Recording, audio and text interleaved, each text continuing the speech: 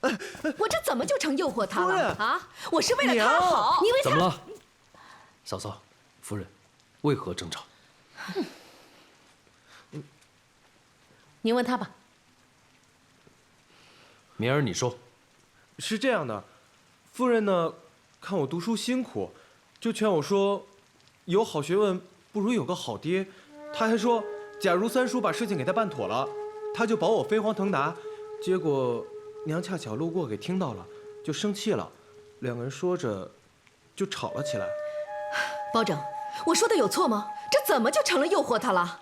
嫂嫂，我跟夫人单独说说。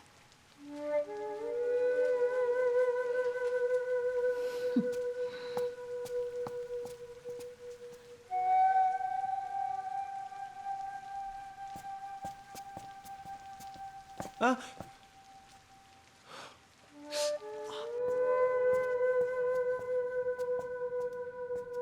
夫人，我很抱歉，我嫂嫂是刀子嘴豆腐心，她很善良，但今天是您的不对，不该跟敏儿说那些话。包拯，我说的有错吗？你帮我们母子相认，我会报答你的，你和你的侄儿都会飞黄腾达的。夫人，你错了。成为皇上尽力是天经地义的事，我侄儿的前程跟这些更是毫无干系。夫人，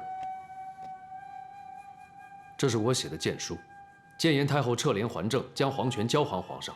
若是用我和敏儿的前程做交易，那我宁可付之一炬。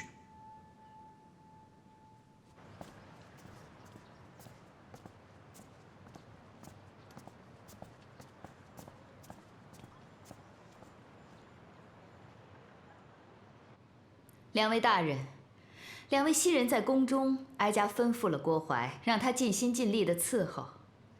请两位大人放心，今天召见两位大人入宫，是哀家遇到了一件棘手的事情，不知道该如何解决，所以想听听两位大人的意思。皇上他已经有意中人了。这么快？皇上中意谁了？不是我们替他挑选的人，他叫周儿，是皇上在乡下时的玩伴，也算是青梅竹马。皇上一直对他念念不忘，前些日子让哀家接他入宫叙旧。可是昨天，皇上跟哀家提出，他要娶周儿。儿时的玩伴？她是南唐皇室的遗孤，皇上说，他认识的第一个字、读的第一篇文章都是他教的。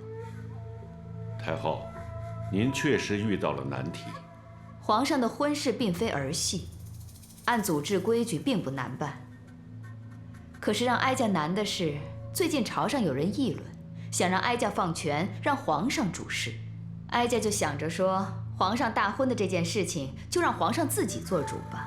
可是现在碰到了这样的情况，也真是让哀家左右为难呢。太后，那您是想把这件事放在朝上，与百官一起议论吗？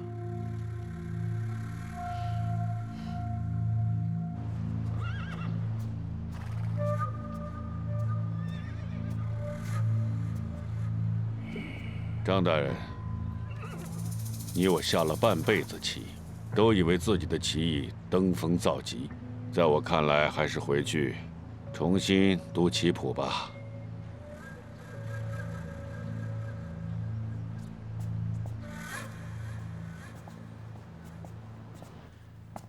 柔儿，柔儿，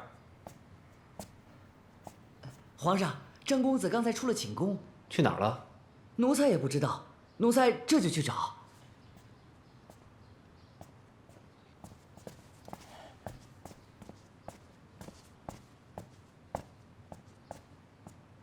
皇上，太后请您过去。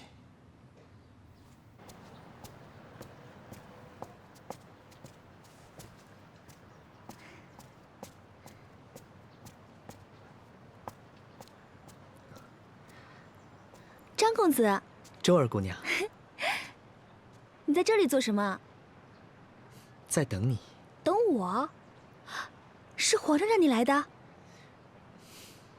那你有什么事情吗？有个事情，我想请你帮我。帮你？张公子，我能帮你什么？劝劝皇上。劝皇上什么？让皇上不要娶你。周儿，我知道你们青梅竹马，皇上也是真心喜欢你，但不能娶你。为什么？你不是皇上应该娶的女人。那什么样的女人是皇上应该娶的？能帮皇上成为真正皇上的女人。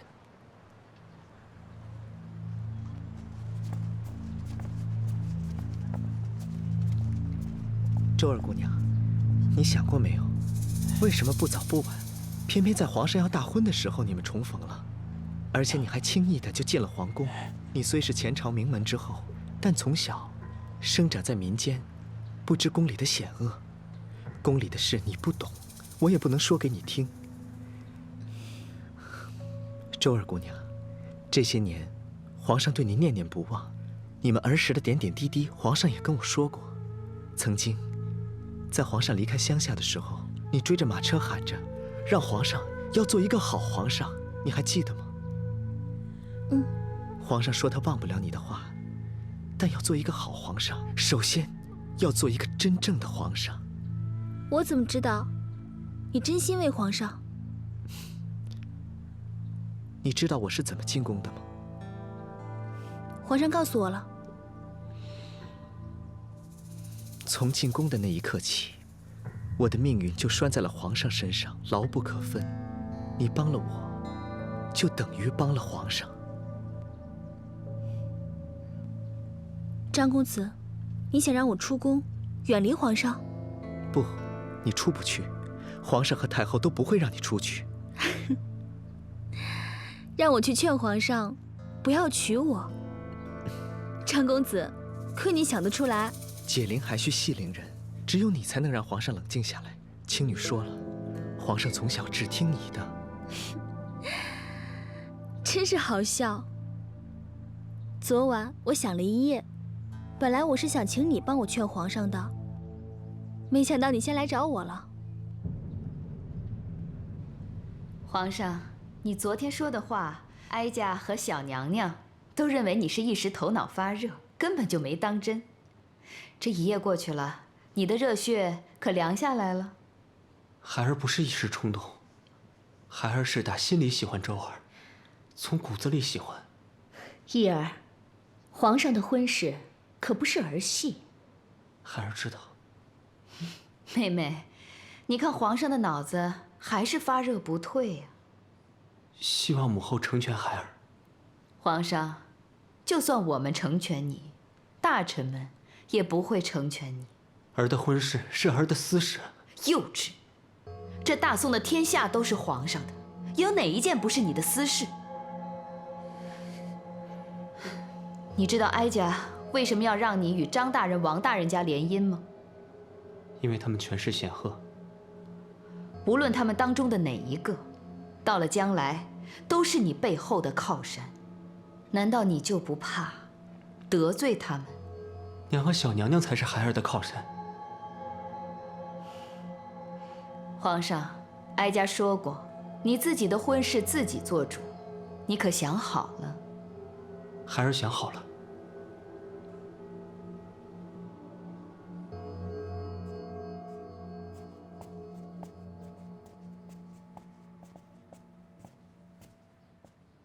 皇上，你去哪儿了？去把周儿叫来，朕想见她。周儿。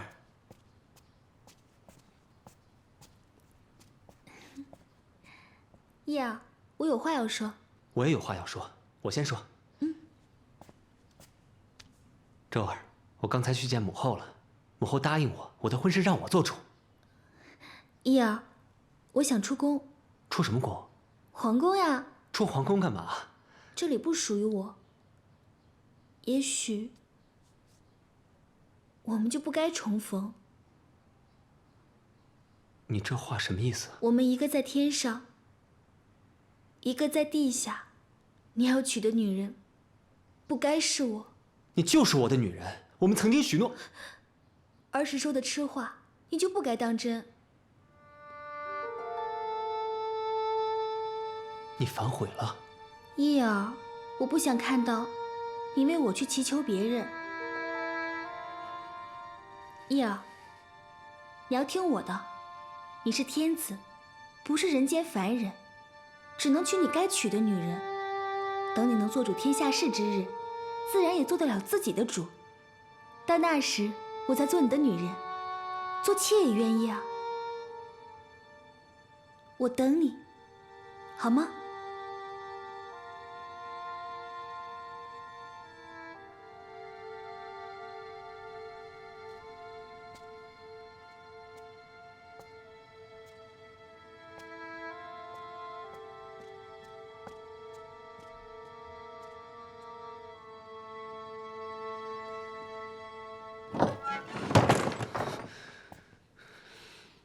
你跟周儿说了什么？快回答朕！皇上，周儿姑娘跟您说了什么？说她要出宫，要离开朕，是你逼她的。你默认了。张子荣，你凭什么管朕的事？凭什么逼周儿？你以为你是谁？你只不过是朕身边的一个人质。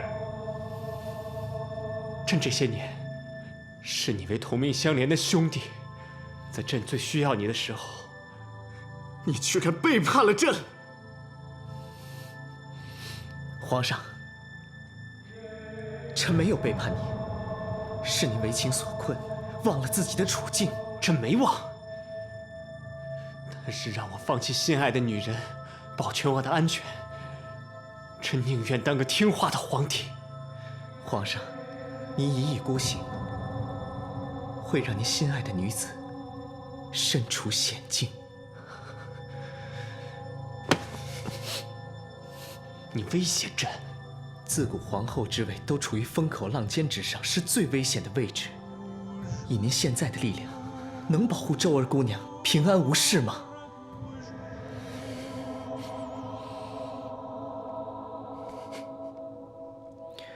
臣本来是去劝说周儿姑娘的，没想到却是多此一举。周儿姑娘深明大义，确实是值得皇上喜欢的女人。皇上，该去看望陈公公了。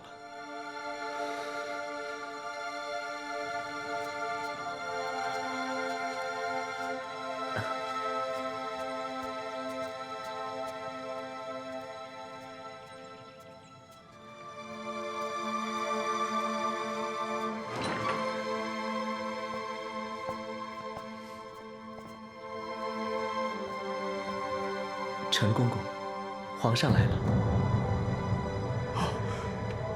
皇上，皇上，奴才给您行礼了。不必多礼。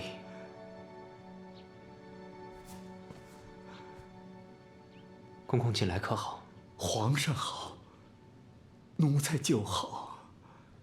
朕很好，您放心。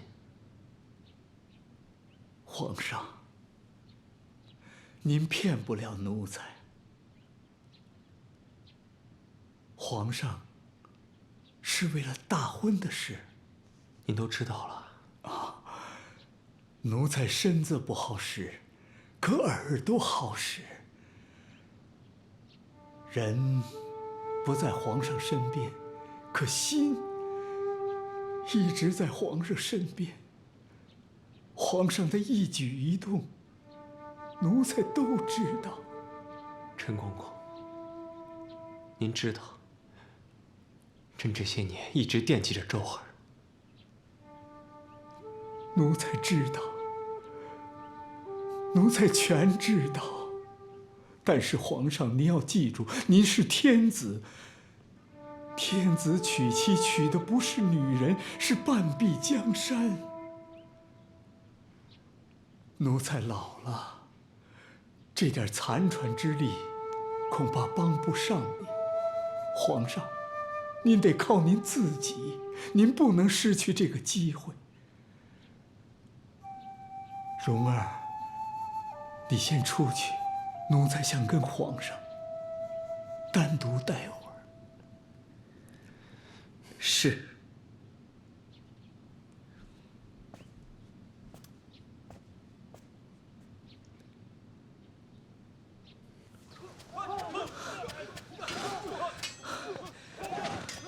少爷，禁军副统领王守忠在城外等你。这件事不许让任何人知道，老爷也不行。是。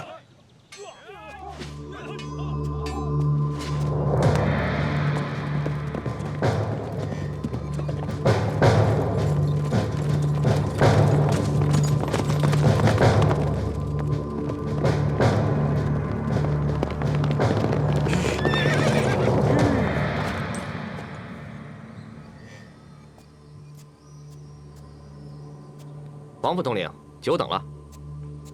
张公子，为何事邀本将在这里见面？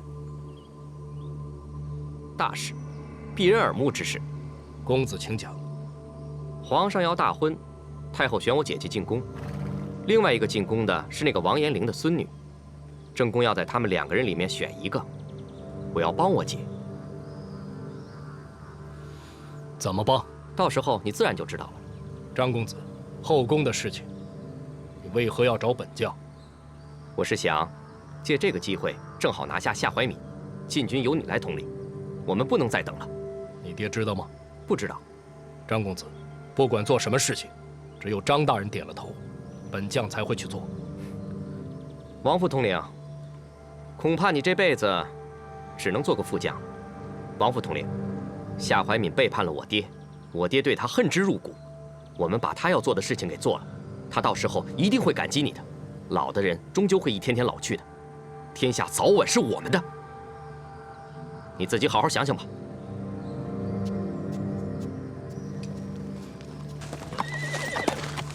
撤！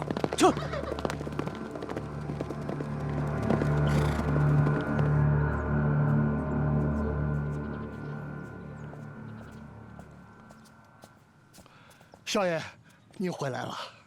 我爹呢？啊，在书房。少爷，主人自从宫里回来以后，心里好像不痛快，您可得躲着他点儿啊。哎，少爷。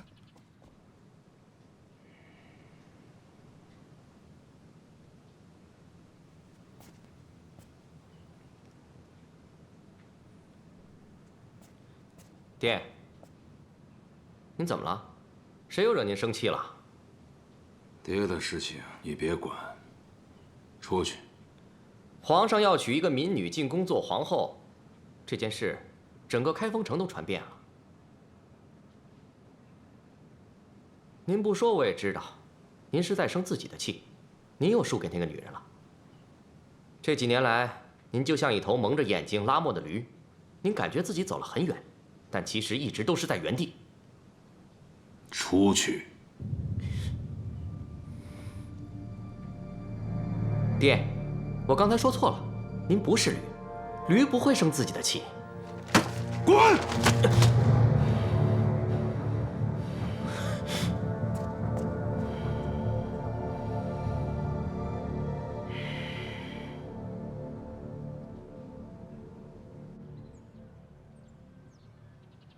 王大人，难道您看不出来吗？让皇上娶他心爱的女人为妻，这是太后挖的一个漂亮的陷阱。本相又不蠢，难道我看不出来吗？那您为什么还要隐忍呢？皇上自告奋勇地跳进去了，难道你让本相也跳进去？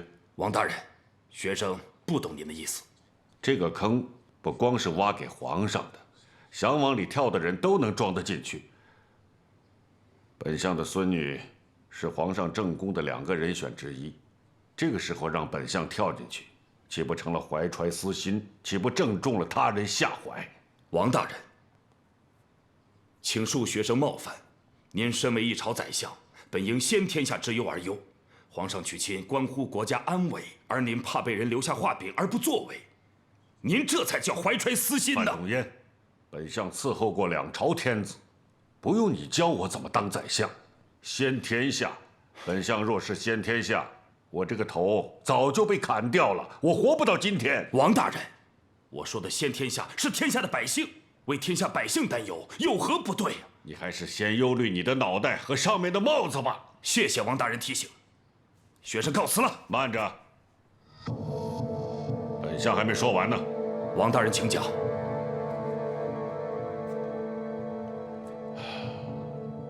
明天在朝上，太后一定会拿皇上的婚事和你们商议，赞同或者反对，无论你们表什么态，都会掉进坑里。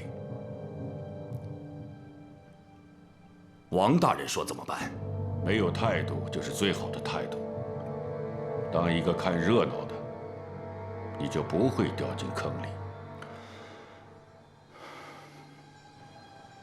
众位卿家，今日朝上，皇上和哀家有2件事情想要与大家商议，听听大家的意思。第一件事情，近来哀家在私底下听到有人议论，说让哀家撤帘归正，让皇上做主天下。虽然议论的声音微弱，但哀家还是听到了。哀家最不喜欢别人在私底下嘀嘀咕咕的，有话就拿到桌面上来说。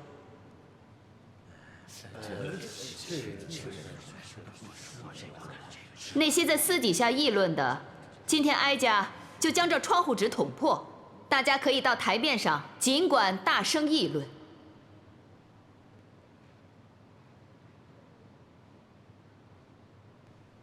奇怪了，哀家怎么听不到声音呢？范仲淹，臣在。你说说，那些声音都去哪儿了？太后听到的声音，是从臣这儿发出的。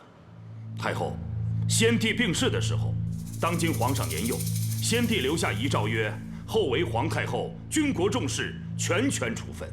先帝的一个权字已经昭示天下。当今皇上年幼，太后替幼主暂时代理皇权。可是如今皇上已经长大了，太后理应将皇权还给皇上，以安天下民心。范仲淹，你是说哀家霸着皇权不还给皇上？臣只是说，皇上打理天下是天经地义的事。那好，哀家问你，这些年在朝上，哀家都坐在什么地方？龙椅后面。可曾越过这龙椅半步？没有。哀家是听政，皇上的龙椅才是主政，哀家没有说错吧？哀家从未越过雷池半步。皇上他还坐在他的龙椅上，你让哀家还什么政？皇上是坐在龙椅上，可是皇上从来都是当家不做主。范仲淹，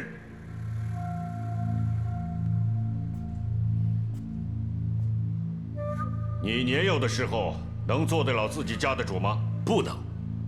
可是当今皇上已经长大了。皇上的确长大了，谁都不能用自己的意思去裹挟皇上。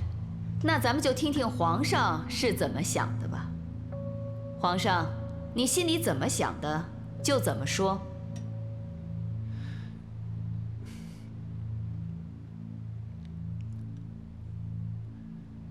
朕还没有独自打理江山的本领，还需母后助儿臣一臂之力。皇上不亲自打理天下，本领从何而来？范仲淹，皇上的意思已经很清楚了，难道你要裹挟皇上吗？这些年，哀家尽心尽力地呵护皇上长大，已经心力交瘁。哀家何尝不希望皇上早日长大，当家做主呢？哀家何尝不想过一过这清闲的日子呢？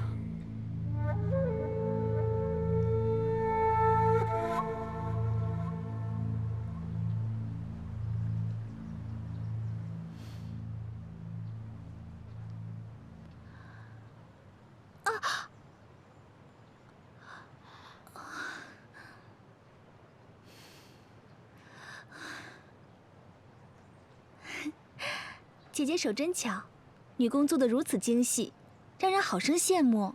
再精细，也是针线活。妹妹一肚子的书，才让人好生嫉妒。姐姐话里有话，姐姐，你不高兴了？没有。那天夜里你要与我说什么？姐姐明知故问。那天夜里，姐姐已经知道叶儿想要娶我，暗自落泪了一夜。姐姐喜欢叶儿？胡说！我和叶儿是同吃异母乳长大，我和她是姐弟。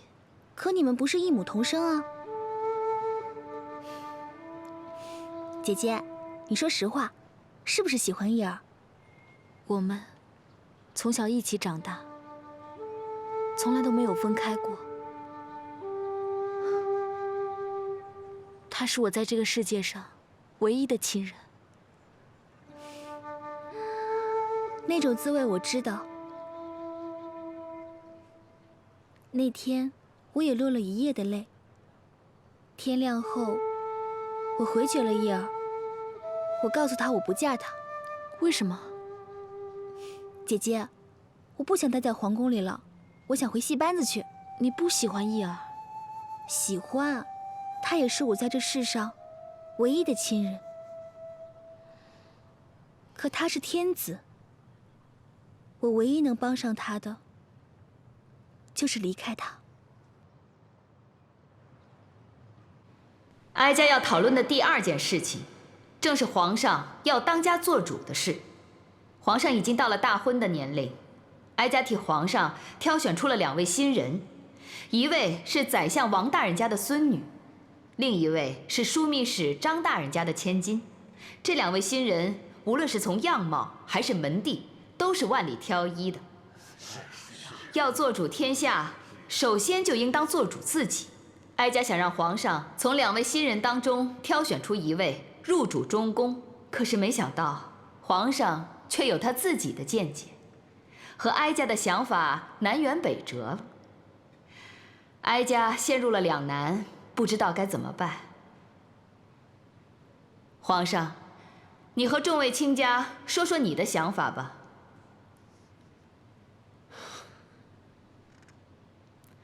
皇上不说，那哀家替皇上来说。皇上自幼在乡下有一位青梅竹马的玩伴，皇上一直对她念念不忘，可谓是情深意切。而这位姑娘就是咱们现在开封城一个戏班子的当家歌女，皇上想娶她为后。怎么，没有人感到意外吗？想必是你们都已经知道了吧？怎么没有人说话呀？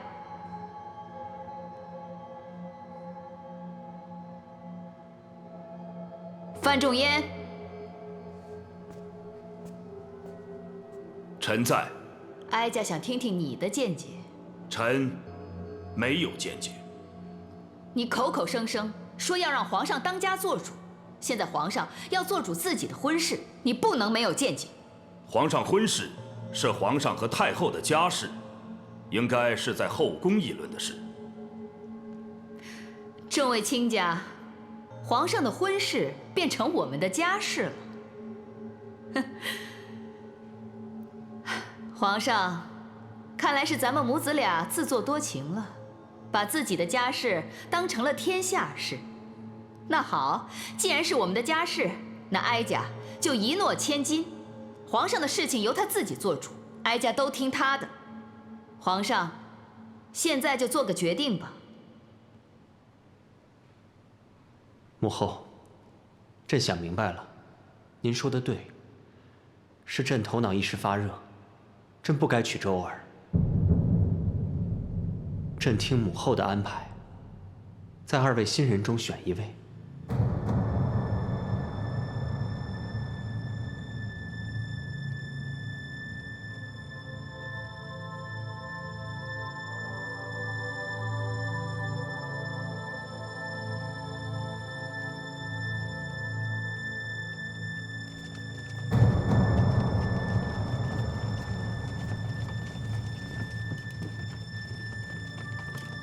停下！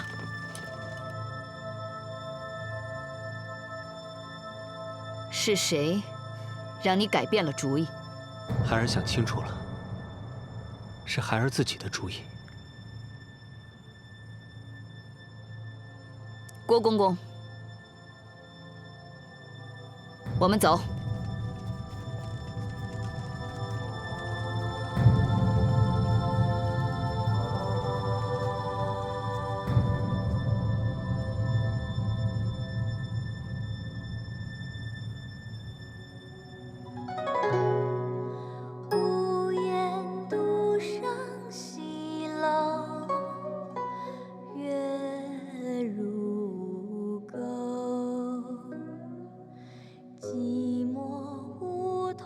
深渊，所请求，剪不断，理还乱，是离愁，别是一般滋味在心头。和周儿见一面都不行吗？皇上，既然做了决断，就不能藕断丝连。这个时候跟周儿姑娘见面，会给她惹来麻烦的。送她出宫，远离这个是非之地。臣知道了。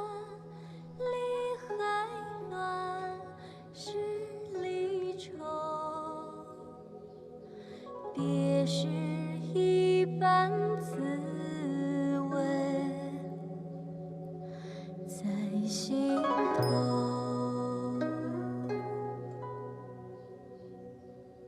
词写的真好，唱的也好，唉，让人不禁想落泪。谢太妃娘娘夸奖。剪不断，理还乱，别是一番滋味在心头。唱的可是你现在的心境。太妃娘娘，民女此刻的心境是想出宫，回到戏班子里去。太后，生气伤身子啊！这世上还有什么东西比太后您的身子骨更重要啊？哀家给他挖了个坑，他却让哀家掉里面了。你想说什么？太后，奴才觉得皇上没那么多心机，这是他后面有人给出谋划策。有话直说，别绕弯子。陈琳那条老狗已经被关了起来，可皇上身边还有个张公子。太后，您没觉得这些年张公子对皇上比对他爹还亲？这个张公子的心智之高，可非同一般呐。太后，太妃娘娘来了。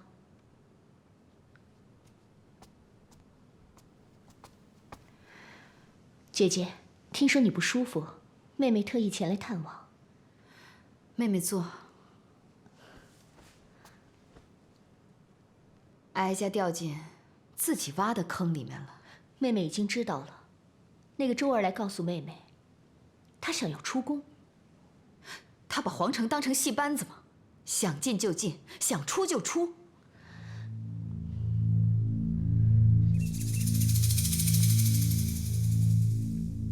你想出宫？太后，民女不想在宫里添乱了。你已经添乱了，让哀家很是难堪。你为什么要出宫？宫里面不好吗？太后，民女是一个布衣女子，应该回到……你不是布衣，如果不是时运不济，改朝换代了，坐在这儿的兴许是你呢。太后，民女更愿意做一个歌女。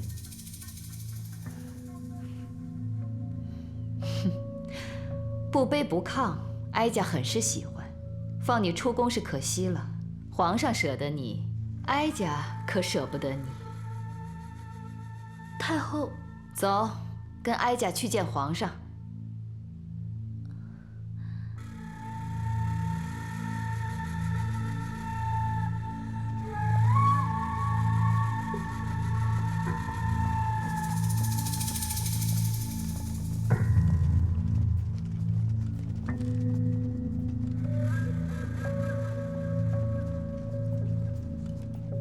皇上，你的出尔反尔让哀家害怕了。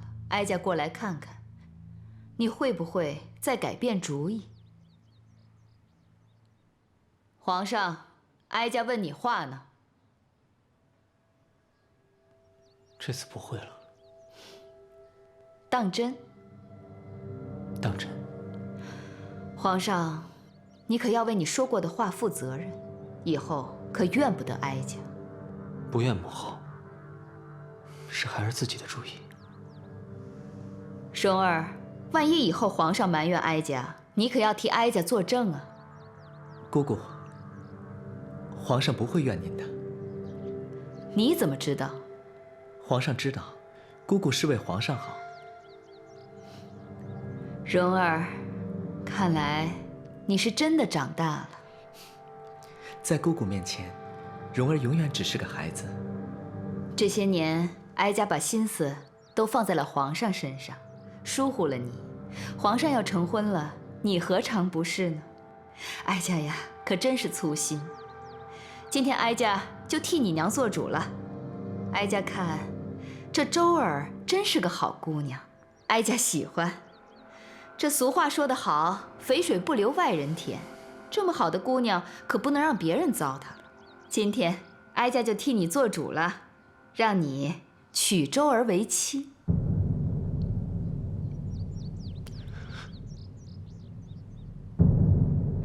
你放心，你爹那里哀家自然会去说。这么好的一个媳妇啊，你爹一定会满意的。蓉儿，你可得好好谢谢皇上。皇上，两位新人入宫已久，你可不能再冷落了他们。哀家再给你1天的时间，你必须要做决定了。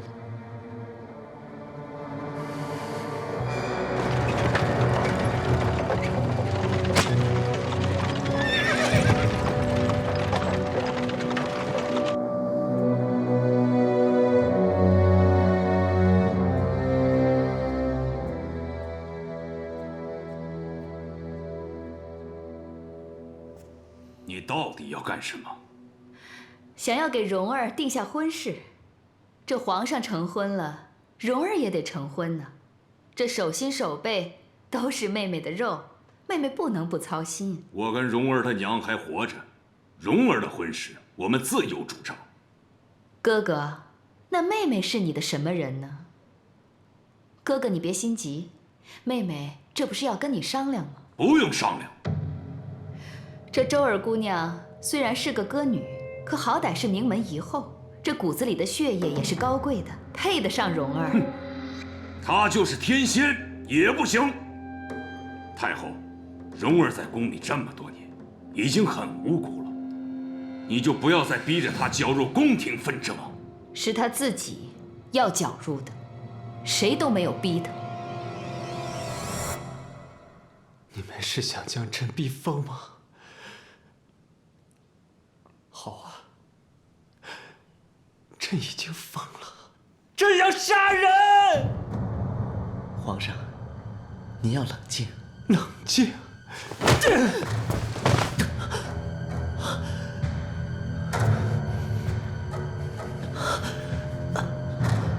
皇上，您要……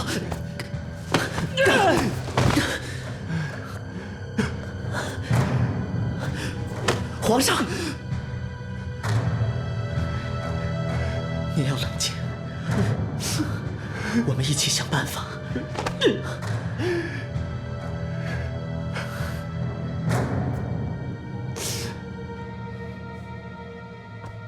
这么多年来，妹妹一直把蓉儿当成自己的亲人，蓉儿却把妹妹当成了敌人。她怂恿皇上与妹妹对着干。怂恿皇上？他干什么了？皇上出尔反尔，你不是没有看到。你太多疑了，他们只是孩子。你错了。蓉儿她长大了，她对你的冷漠，你不会无动于衷。咱们都没有料到，她仇恨咱们。这也不能怪他，要怪，就得怪我们。仇恨的种子是我们种下的。哥哥，蓉儿会比当年的你走得更远。妹妹这么做，只是想把她拽回到我们身边。太后，你已经牢牢地拴住了，你就放了蓉儿吧，放她出宫，远离皇上。那这么说，你就是不愿意了？要是妹妹一再坚持呢？你确定要一意孤行吗？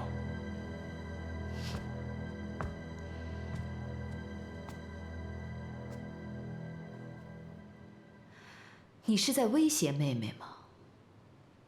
哥哥，咱们打打闹闹这么多年了，也只有一件事情你能赢得了妹妹。哼！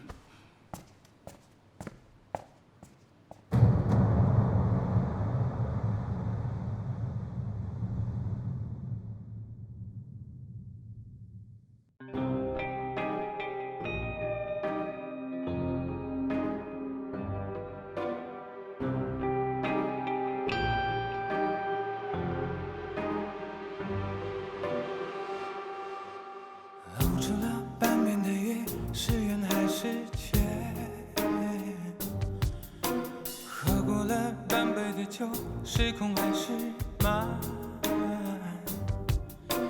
初心总是比结果看上去热情大方，真相从来就简单。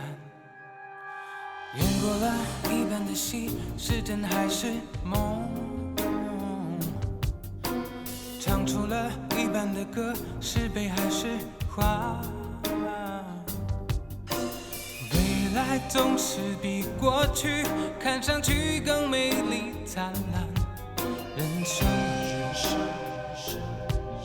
生本就是梦宽，不要说江湖爱恨两难，那不要说世道善恶难断，大江东去，只留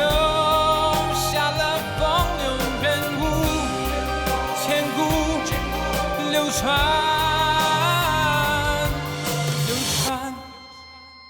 演过了一半的戏，是真还是梦？唱出了一半的歌，是悲还是欢？未来总是比过去看上去更美丽灿烂。人生本就是梦宽，不要说江湖